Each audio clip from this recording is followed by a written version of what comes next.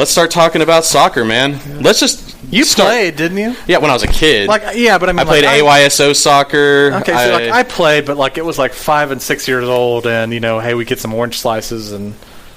Yeah, well, I mean that's essentially what it was. Although you played older than that. When I played AYSO soccer, it was a bit. It was a little serious. Okay.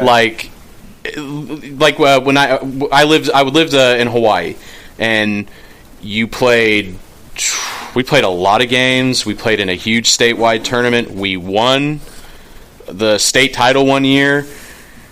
I was a goalie. I loved playing goalie.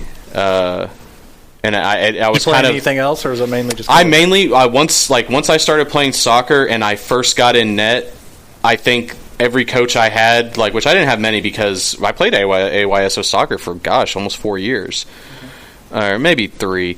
Okay. And that was pretty much other than being a little kid playing soccer, where it doesn't. Everybody just runs around and tries to kick the ball. Even the goalie's midfield, I want to score. Get back. So once I got in goal, I think some kid got hurt, and they asked me to go play goalie, and I actually took to it really well. And then I had a coach, some Hawaiian guy. He kind of taught me the school of hard knocks of playing goalie. Which was he coached me how to be an attacking goalie. Whenever people got into your safe zone, you attack them. You didn't just stand back and wait for them to shoot. There were certain times when you did. If there was more than one person, you obviously would try to wait to see what they were going to do. But if it was one-on-one, I mean, it was almost like you charge them. Yeah. Because people don't know what the hell to do. They're like, oh, the goalie's charging me. Now, don't get me wrong, it was rare, but, some kids knew what to do and made you pay for it. But more often than not, and again, these are kids. You don't see the pros doing this because, some guy would do some fucking bicycle flip kick and, we weren't that level yet. Yeah. So that was my experience. I played, when I was a kid, and I had a lot of fun doing it. Had a lot of good success as a kid playing it, and then just stopped playing it. Never watched... never really kept up with soccer. I mean, I knew who Pele was. Yeah. I knew who some of the in the 90s, I knew who Alexi Lawless was, but I never watched him play. Mm-hmm. So, that's kind of what I wanted to do this episode because that's way more experience with soccer than I ever had. I mean, especially from where I'm from and growing up, and you had, I think it was called Kids Inc. and it was little kids running around, and that was it. And things have changed now, where I think maybe the high school has a program, or other groups and things like that. But there was never any organized league where we could just go play. And the sport has definitely grown. Yes, and that's kind of why I want to do this episode. And I have recently got into soccer myself. Plus, it's just kind of new to the state. Yeah, it's changing on a national level and international level. Yeah.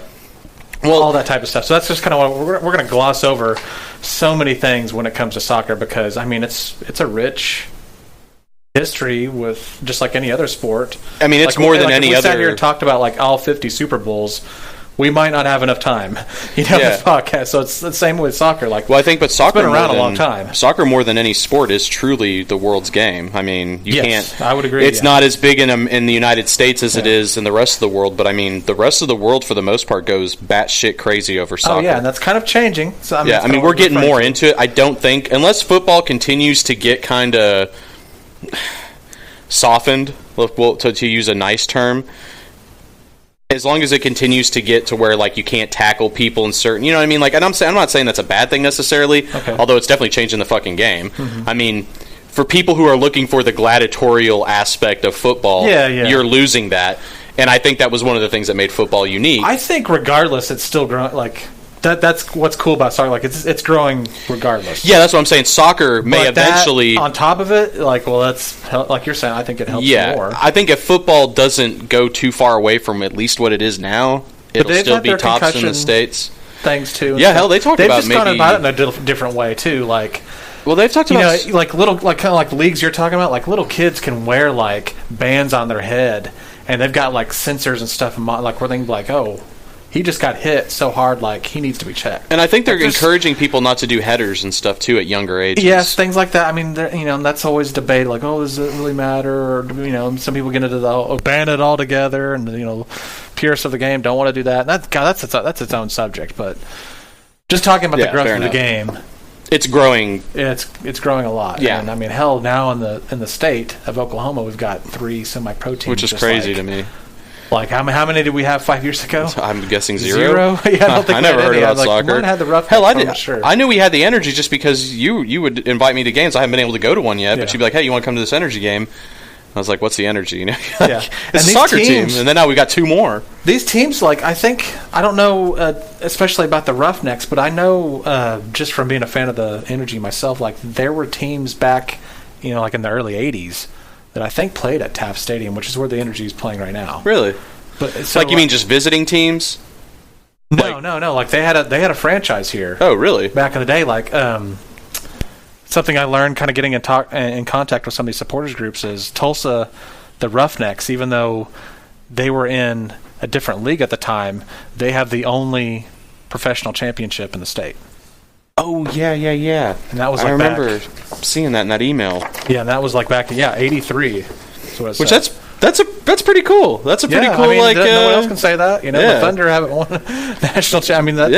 I mean, it's semi-pro, but I mean, it still counts, guys. It's pro. I mean, yeah.